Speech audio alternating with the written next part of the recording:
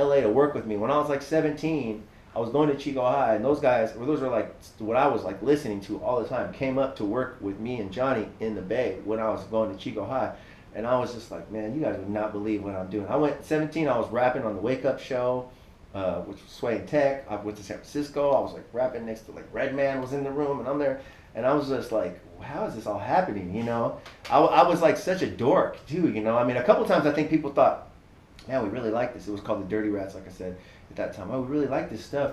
And then I would show up and I'm like this doofy, like 16-year-old, and they're just like taken aback, like, wait, this is the dude that's making this stuff, you know?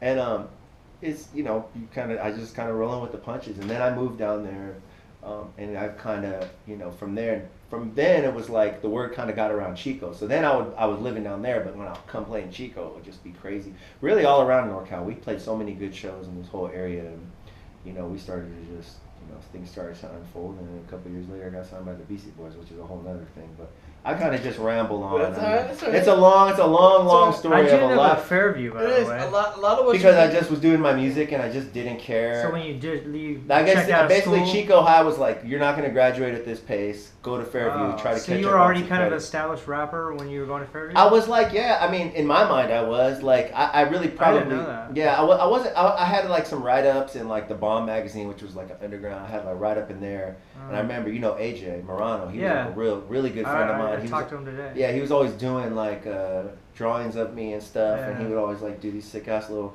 And me and him he was a dude that really knew what was up. Well, we always had a lot of music stuff in common. It's funny, he ended up becoming, you know, really well known artist. And so we went to high school together, and me and him were always on that like, oh, you heard this? Oh, you hear this? You hear this? We would go like listen to records, listen to old stuff, listen to new stuff. He was like my bro as far as like sharing ideas. You know, he's such a dope, you know, artist too. And he came and got me. He's like, dude, did you see? We were at high school in the morning one day. He goes, dude, because Bomb magazine was a black and white magazine out of the Bay. And he's like, dude, I remember right before school one day, he's like, look at this. This is at Chico High. This is before I went to Fairview.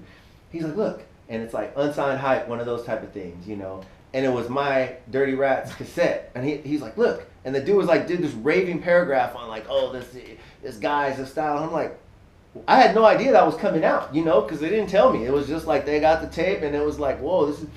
And so it was just, yeah. I mean, I wasn't like established, like, you know, I wasn't doing shows or anything, but like I was definitely on the track at that point. And it's good. It's good to get positive feedback. You brought up confidence a few times. You know, yeah, I mean, change the battery right now. It's a good time. I would have got shot down. I might have just said, oh, yeah. I mean, probably not, because I was getting shot down. So